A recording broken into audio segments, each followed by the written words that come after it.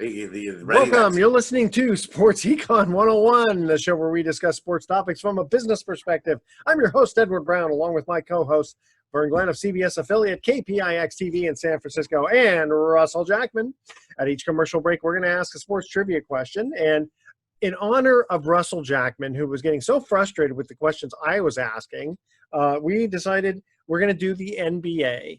Okay, but not just baseball from the 1800s. No more, no, not today. It's not only is it at the NBA Civil War baseball questions. Well, hold on, but it's the 2015 finals. Okay. Hopefully, that wasn't too long ago. That was only 5 years ago. Yeah. Yep. Warriors were part of the whole. Right. I know. If I said NBA and I said it was from the 1951 season, I don't think you'd be too happy. So I would if we were going to talk about one particular player, but that's a Jack Molinas. If you wanted to talk about Jack Molinas, I could talk about 1951 basketball. Jack Molinas. Okay, I don't know. Yeah, he was caught for gambling, and he was my father's fraternity brother. But that's completely different. Wow. I thought it'd be like a George Mikan question. The first. No, he was a frat brother of my father's. Is that right? All right. When we come back, talk a little bit about the Chiefs being potentially the villains now. Dallas soccer team taking a knee. One better betting on the Bengals to win 240 to 1 shot. Not even getting the Super Bowl, but just to be the top seed, which I thought was really kind of okay. And then lately, we have a little bit of Roger Goodell wishing that he had listened to Kaepernick earlier. And then guess how much a Mike Trout rookie card went for? We'll talk about that in the next segment, too. Bitcoin. Bitcoin, yeah. All right, this segment of Sports Econ 101 is sponsored by Pacific Private Money, still providing mortgage investments that are currently yielding around 7.5%. Even in today's environment, it doesn't get any more conservative than that, and it is secured by real estate. Check them out at pacificprivatemoney.com. And don't touch that dial. Sports Econ 101 is going to be right back. Welcome back to Sports Econ 101. Again, I'm Edward Brown, your host, along with Vern Glenn and Russell Jackman. Now, Russell, you first want to talk about Luka. I don't want to talk about Luka in the sense that everybody else is. I'd like for us to be original and not, be talking about Luka Doncic. But he's absolutely the talk of the town right now. Everybody is talking about Luka. Well, I can remember over the weekend voicing over the highlights of the game where he injured his ankle and the image of him limping on one leg up the ramp to the locker room. And when it came out that it was a significant sprain, we figured, oh, well, geez, boy, a sprain like that, I mean, how could he possibly recover? And then he comes out in game 4, not only playing, but having a monster game. And then with a game on the line, he hits the game-winning shot to beat the Clippers. And that's one of the compelling series that we have. I know by the time this show ends, we'll be on to the next round. But wow, yeah, Luka Doncic is just he just continues to impress. Big number 77. I know. Coming back after that injury, he made Willis Reed look like Ralph Sampson. I mean, that was truly. I also felt, at least he's going to take a game off with that high ankle sprain. And some players, it takes them 6 weeks to get over a high ankle sprain. That's what happens when you're young. Well, when you're young and when you have a high tolerance for pain, irrespective to whatever cortisone shot I'm sure he took in that ankle in order for him to be able to play. So they're talking about him being, potentially the face of the NBA. Like you had Jerry West and you had Michael Jordan. I think Steph Curry has a thing or two to say about that first. Yeah, it's kind of interesting. You got to win some rings, baby, before you're going to be the face of the NBA. Yeah, but it's not a one-man show, though, right? It is if you're the Los Angeles Lakers. Yes, it is a one-man show.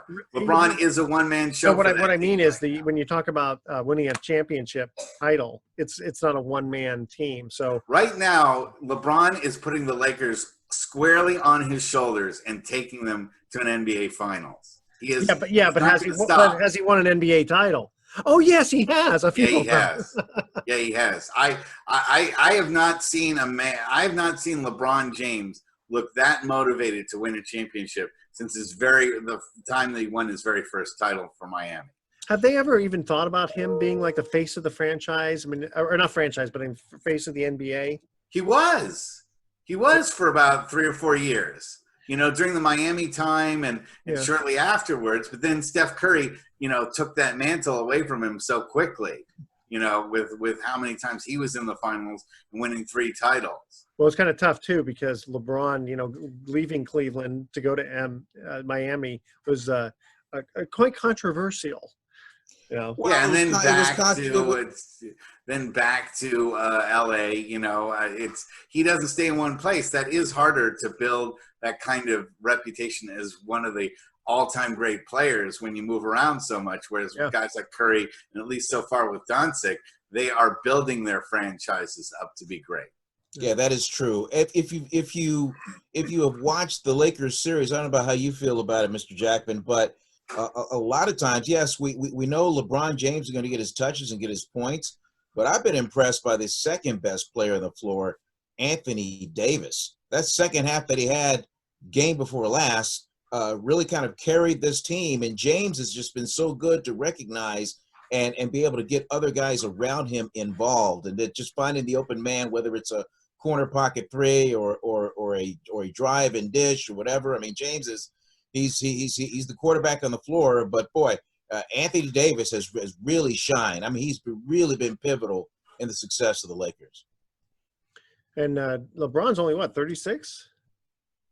He's still pretty young. I mean, he's got a lot of NBA miles on him, like Kobe. Even though he's not physically that old, he's been in so many extra games thanks to all the playoffs that he's been in and so forth. But as he has shown, he's got a lot of tread on those tires. That's for sure. Yesterday's game against Portland, I mean, yes, Davis is an amazing player, but that was one of those sheer force of will games that you see players have, where you see a guy win a game because he himself is just saying, guys, put it on my shoulders. Mm-hmm. I'm winning this game for you right now. Yeah, and that 3-pointer that he made to give him like the 39-point lead was just so effortless by LeBron. You can look at a guy like that and say, that's a guy ready to win another championship this year. It was clear in that last game with Portland. Lakers were out to prove a point, and they went out and just punched Portland in the mouth, scoring the first 15 points of the game, and they just never, ever looked back.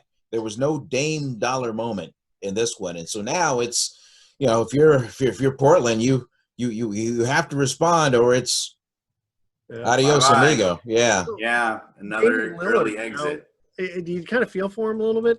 It's sort of like Allen Iverson in a way, where you just keep getting to that point and then you just can't go any further. I don't feel bad for him at all. I mean, not when he has to look at his bank account and see how much is pumped in. Well, yes, that definitely helps alleviate some of the pain. But these guys, they want to at least have one championship. And let me just get this in. I mean, we would not be talking about the NBA playoffs alone without Chris Paul, who led the charge to kind of work with the NBA management, the Players Association president, to kind of make this happen. It was on Chris Paul's shoulders this whole time to say, no, we want to play. Let's make this happen. And that is why they've been able to get this thing going under the bubble down in Florida. I wonder how many or how much that'll affect when I say the economy, I mean like other businesses, governors looking at their states and kind of going, I mean, these guys figured out a way to do it, and look how close in proximity they are. Because I was just mentioning to Vern before we got on the air that, my office where we're taping from is, the epicenter of business in San Rafael. And it's not, it's not a huge town or anything, but it's like business after business is shuttered. I mean, it's like almost every other one and it's got to be because of COVID. It doesn't help that we're having these big fires out here right now, but, be it a restaurant or some other business, a nail salon or something, it's a little creepy. It's like a ghost town. Think of the individuals, and that they're out there who maybe they wanted to start a second career, maybe they retired, maybe they had a little money, and they're like, hey, you know what, I'm going to start my own business. Yeah. And so they started up, let's just say end of February, beginning of March, and then boom. I know some. There's just no chance for a mom and pop organization to I know survive. someone who has a franchise of one of those places where you paint while you drink wine, sort of Right. a fun little thing like that. And I think she was probably only open for a month or two. And then Yeah. boom, this thing happens. And, you kind of wonder, well, can you spread people out on something like that? It's a little interesting. And what I don't understand is how can you open up a casino and have social distancing, okay, but you can't let people gather at, let's say, a church or something where you could still force the issue of social distancing and masks. Because it's gambling. Yeah, And there you I've go. always said, All the you money. could open up a casino at the bottom of the ocean or on the surface of the moon, and there'd be a line for people. If you could guarantee loose slots, there'd be a line to get in. Well, and that's the thing is, that's the best thing in a bad, when the economy's going down, is let people gamble their money away in potential hopes. All right, guys, we're going to cut to our first commercial break, and in honor of Russell Jackman, we are talking about the NBA 2015 finals, okay? The first two games of the NBA finals were split, with the Warriors winning game 1 and the Cavaliers winning game 2. What also happened in games 1 and 2 that had never happened in the NBA finals before? In the NBA finals history. All right, that's our trivia question. See, I couldn't just ask you, easy questions like who made it to the finals, right? Right. No, I understand that. So think about what happened in games 1 and 2 that had never happened in the finals before. All right. That's our trivia question. When we come back, we'll move on to a little bit of football, soccer, and a rookie card by Mike Trout. We'll talk about how much that went for. Went for big dollars. Big dollars, yeah. Stay with us. Sports Econ 101. We'll be right back. Welcome back to Sports Econ 101. One more time. I'm Edward Brown, your host, along with Russell Jackman and Vern Glenn. Our first trivia question was... we're talking about the 2015 NBA Finals. The first two games of the NBA Finals were split, with the Warriors winning game 1 and the Cavaliers winning game 2. But what also happened, though, in games 1 and 2 that had never happened before in NBA Finals history? Both games went to overtime. Bingo! That was correct. Oh, yeah. Good call there. Well, I covered that series. Yeah, so, yeah, I remember. Yeah, it was pins and needles all the way to the end. And Mr. Warrior himself, Russell Jackman, did you know the answer to that one? No, I was going to say that both teams shot over 43 pointers or something. Oh, actually, that would have been a good one. That would have been that would have been a good that would have been a good answer. And speaking of, how about the fact that Houston set the record for 56 three-pointers, and then the next game set the record again with 57 three-point attempts. Hey. 57. And weren't they like 60%? Attempts. 60%? Did they hit like 60%? No, not on game 4. They didn't. They were way off. But 57 3-point shots. Are we ever gonna get? Wait. 57 attempted or 57 made? Attempted. Yeah. Okay. Are we ever gonna get to a point where there's gonna be 100 3-point shots attempted by one team in a game? Maybe. Here's what it is. Okay, so if you what do you shoot from the floor where it's acceptable? Is it 50%? Yeah, I'd say so. Right. Okay. So 50% of a 2-pointer is 1 point, right?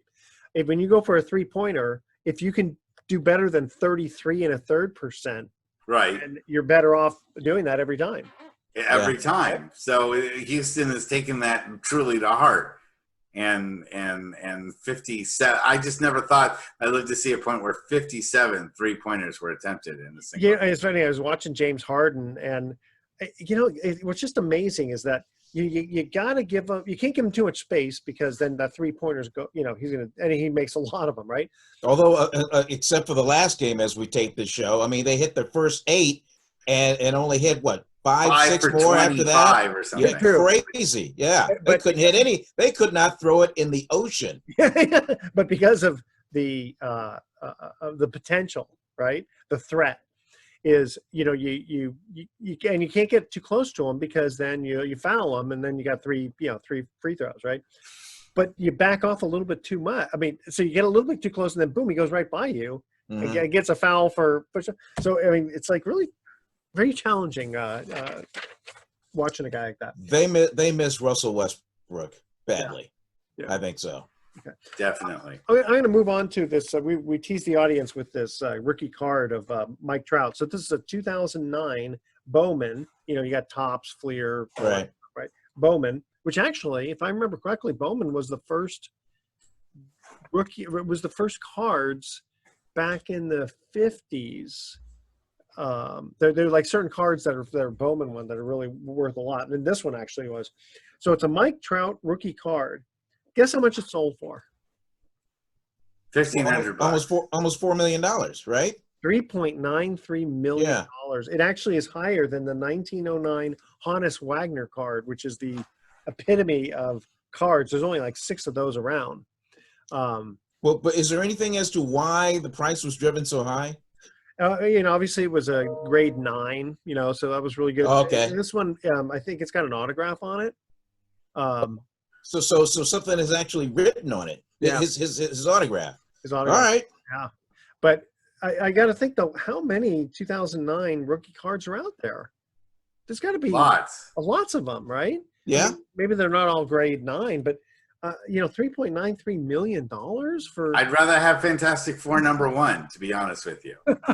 I know it's not worth as much as that, but my personal, I'm not a baseball card guy, so I only see value in collecting comics. So. Now, I am a baseball card guy. Well, when you say I am one, I mean, I still have, like, you know, Rod Carew's rookie card, and you know, I've got a lot of the rookie cards from the guys who came out in the late 60s. You know, so I mean, they're worth a fair amount, but nothing close to this. They're not even worth in the 4 digits, you know.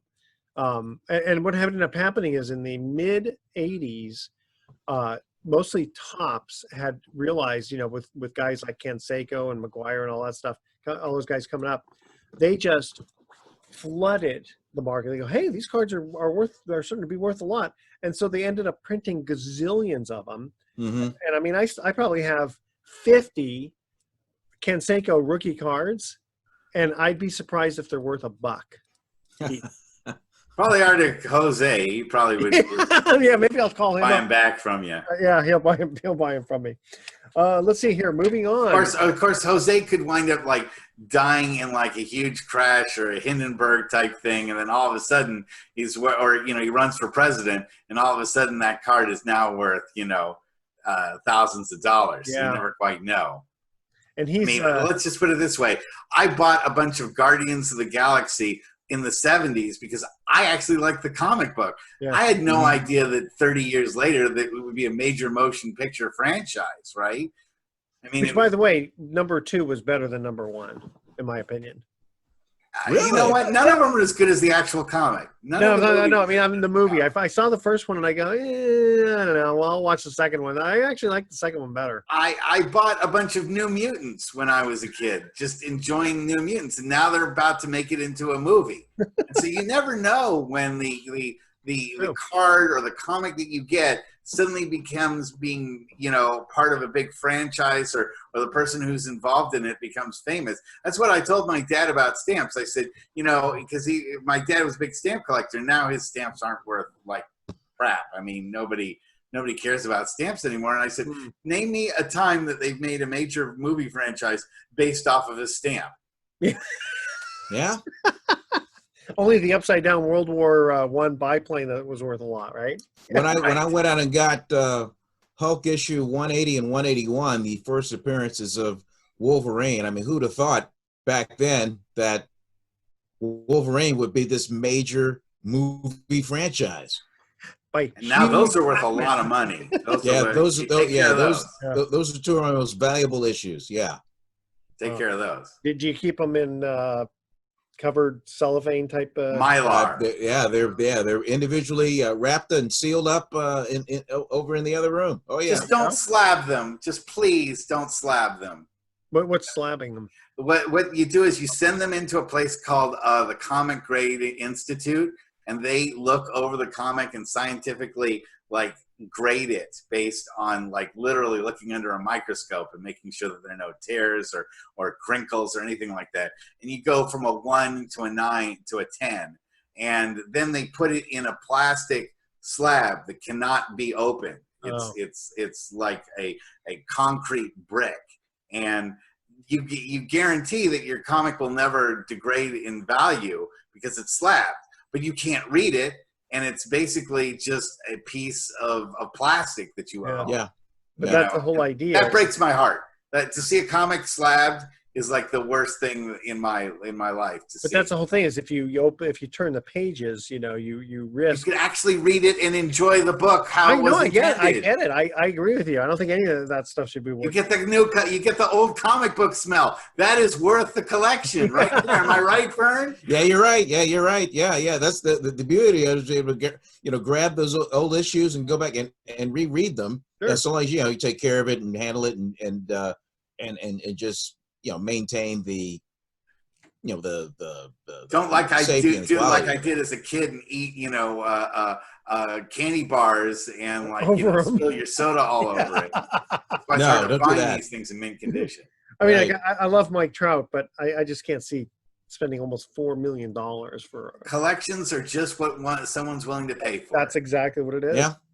So speaking of money here, one bettor placed $5,000 on the Bengals to be top seed in the AFC, which is kind of interesting because usually people will bet to get to the Super Bowl or win the Super Bowl. All this guy has to do is just have the Bengals be the top seed in the AFC, and he's still not going to collect. Which is a mission impossible. Well, for the thing, Bengals, yeah. So he bet $5,000, and if he wins at 240 to 1, payouts $2.4 million.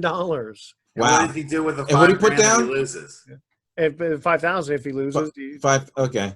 Yeah, $5,000. Kind of Wow. a lot there. Let's see here. Moving. I could think of a lot of other things to do with $5,000 Me other too. than to lay down on the Bengals to be top seed. I agree. They could be the Cinderella team. Let's see here. So now the Chiefs, could they be the new, quote, villains taking over for the Patriots? Because they're talking about, they're shooting for 7 Super Bowl rings. And the way I'm kind of looking at this is, okay, so the Chiefs hadn't won since the Super Bowl 3. 50 years. Yeah. Super Bowl 4. Oh, that's right, because after the Jets. Super Bowl that's right. 3 Yeah, was that's Joe right, Namath. That's right, because they beat my Vikings. That's right, yeah. Len Dawson. That's right. That's Ed right. Black, Buck Buchanan. Yeah, I remember a lot of those guys. Yeah. Emmett Thomas. Yeah. Yep. So Mike anyway, Garrett. yeah, fun. Oh boy, can Oh, yeah. all these things, right? Oh yeah. So I'm kind of looking at this and kind of going, it'd be nice if guys just kind of keep their mouth shut, because then people, other teams aren't going to really go for you as much. Don't write a check your butt can't cash. Yeah, exactly. I mean, don't trash talk and all that. Because the thing is, it's not like the Patriots, winning year after year after year. Maybe the Chiefs will be that way, but they haven't done that yet. So, what advice do you give them if you're the coach? Because you want to keep them motivated. But do you guys think that they're the new villains of the of football? Well, they're only the villains if they talk smack that could be bulletin board material. Hey guys, wait a minute. Well, hold on. I went a little bit too long. We're going to ask our next break next time. Stay with us. Sports Econ 101. We'll be right back. Welcome back to Sports Econ 101. Edward Brown, Vern Glenn, and Russell Jackman here. Okay, now I didn't ask the trivia question before the break, so I'm going to ask it now. Game 3 of the 2015 NBA Finals was won by the Cleveland Cavaliers, Boo. and an unlikely player scored 20 points while playing solid defense against Steph Curry. Yeah, J.R. Smith. No. Matthew Oh, wait, no, Dellavedova. Shumpert. Matthew Dellavedova. Yeah. Vern is 2 for 2. Yeah, Delly. Yeah, Delly, who played locally at St. Mary's College. Yes, he was. Wasn't he Australian? In fact, his numbers retired at St. Mary's. Very, very good. Oh yeah. And he's faded into complete obscurity since then. What, say again? He's faded into complete obscurity since then. That's true. Well, that's okay. He made good money. Yeah. A lot of these guys. Let's see here. Okay, moving on. So after being booed for taking a knee, Dallas soccer team declared their intention to stay in the locker room while the national anthem is played from now on. And I remember a couple of years ago we talked about this, how years ago the players were in the locker room when they played the national anthem. That's true. I'm not sure when they came out. Was it I thought it was after 9/11. 9/11? I think, yeah. So before that, they just never, So I don't know. I mean, I I don't see it being a big deal. You just kind of go back to the way it was, right? You guys think it's a big deal that they don't show, that don't stand there? I mean, all the fans, if there are any fans, they take their hat off, put it, That's a over good their point. head, over their heart, and all that, to be patriotic. But the players, not a big deal to stay in the locker room, is it? I People don't. just- I personally don't. I mean, the only thing in the stadiums now are guys like us, members of the media, and cardboard cutouts, and then the players. That's Or about it. holographs. Or yeah. on basketball, they're having those kind of electronic. Those crazy Yeah, the holographs. virtual fans. The virtual Yeah. fans, And I don't know if you've seen recently with the WWE, but they're trying to do a thing where they have like this weird Thunderdome deal where they have like a whole wall and like a whole ceiling full of monitors. It's very strange. It's I haven't like seen that, really, but I did watch something and watch some kind of a match, and it was very realistic with the sound. I mean, it seemed like fans were there. Oh yeah. Piping in noise. I mean, they all do that. Yeah, but I mean, there Piping was in like ambient crowd noise types. They do that. yeah, but I mean, with baseball, there's like so many fans that you can tell the difference. Even in Right. basketball, you don't really see, but in wrestling, I guess it's so focused on just strictly the ring Mm-hmm. that it just seemed like it wasn't one thing or another. You know what I mean? Kind of you seemed got to like, see this wall of video that they're Yeah. doing now. It is looks like something out of like 1984. It's a really strange kind of thing. I'd rather be at your way where they darken the audience and just use the sounds, but instead they're sort of doing with basketball, having these weird videos things. And unfortunately, in one of the video squares, they actually have somebody falling asleep. So that's not such a good look. No, they're Yeah. bad for the optics. Yes. all right. One last thing I have, and then you guys take it from here. So Roger Goodell is now saying that he wished he'd listened to Kaepernick earlier, saying that pregame protests will be tolerated. Now, any comments on that? It's kind of interesting how it takes a couple of years for change to happen. Roger Goodell is, I think, the worst commissioner in the history of sports. I've hated just about everything he's done since the moment he became commissioner. So this just is another one on the list of things that I just say, great, close the barn door after the horse is gone type thing. And what does he get paid? Like something ridiculous. $40 million a year. No, I don't understand that. Okay. Me neither. Yeah, you could get. I'd rather buy a friggin' Mike Trout card than pay. Okay, I will say being a commissioner is an important job. All right, but could you get somebody to do it for $2 million a year? Oh yeah, Absolutely. with the little effort that Goodell actually puts into running the NFL, I think you could pay somebody $1.50 a year. I mean, some people would, quote, want to do it for free. I get that, but realistically, again, and $2 million is a lot of money, right? Why do they have to pay him $40 million? Why do you have to pay somebody anything when you're as incompetent as he is? I will tell you why. Okay. First of all, you got to look at who Goodell works for. He works for the NFL owners.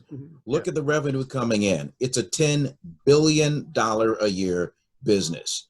Goodell, as commissioner, works for the owners. He's the mouthpiece for the owners. He takes the bullet for the owners. He is the face of the owners when it comes to stepping in front of the cameras and making a statement. He's also heavily involved in the contract negotiations with the networks for big TV money and advertising dollars. There's a lot of things that he has to do and is the symbol of, and would be, I guess, the scapegoat if something wrong happens. When Kaepernick was discovered that he was kneeling during the anthem, and then President Trump went out and said what he said, and then just made him the villain, Goodell has to respond on the part of the ownership group, because those are the guys that are signing his checks. And so that is why he had to come out and stand there as a representative of the owners, which is the National Football League. Well, times have changed in the last 5 years or whatever, and now everybody's had to take a backtrack. A lot of lives have been lost. A lot of black lives have been lost at the hands of police or whatever. And they have had to adjust because nobody wants to look bad. Of all the corporations out there, the National Football League hates looking bad in the eyes of the public. So there you have it. I mean, is it worth it to the owners to pay their commissioner $30 million to take the bullet? Then so be it.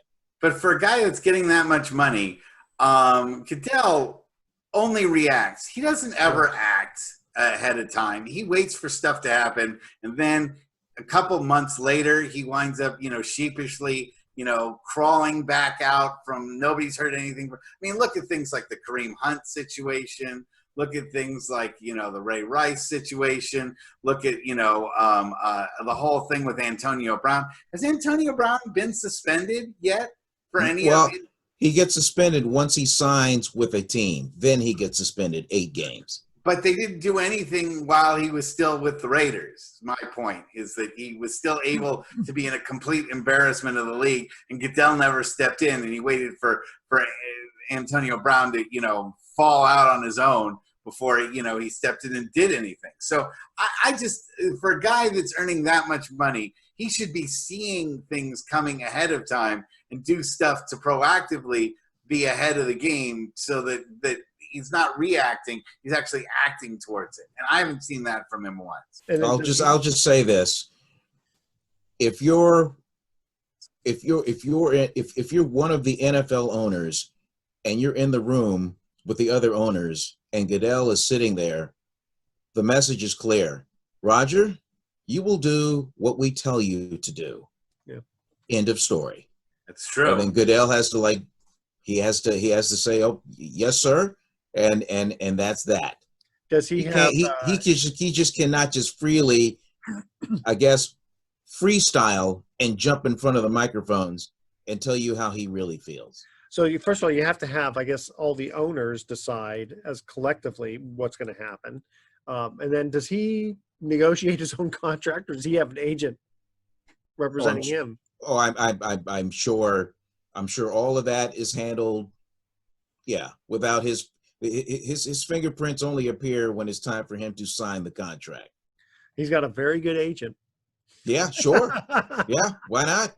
Yeah. I mean, because there are a lot of billion-dollar companies out there where someone in his position, the face of it, don't make $30 million a year. Mm-hmm.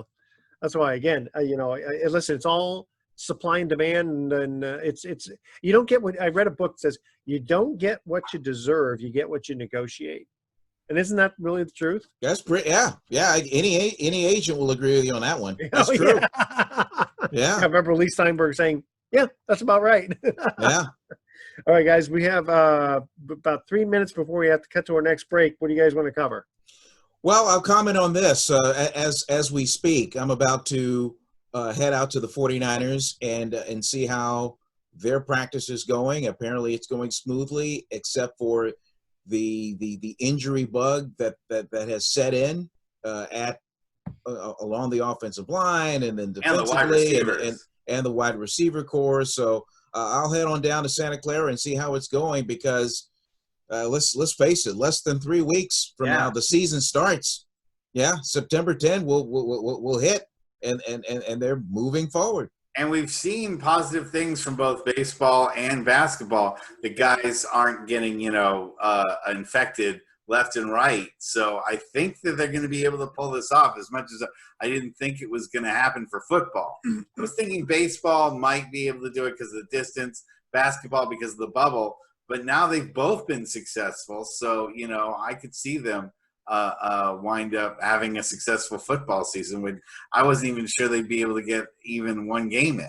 Yeah, I've even been watching a few episodes of the HBO series Hard Knocks where they're covering the Chargers and the Rams, and everything is just it's been medically cautious. All the COVID-19 restrictions are in place, and it's so far so good. Now we haven't seen helmet-to-helmet collisions yet 50 times in a game and the result of it, but hey, they're the NFL is doing, what they can, and Major League Baseball seems to have righted itself, as Mr. Jackman has said.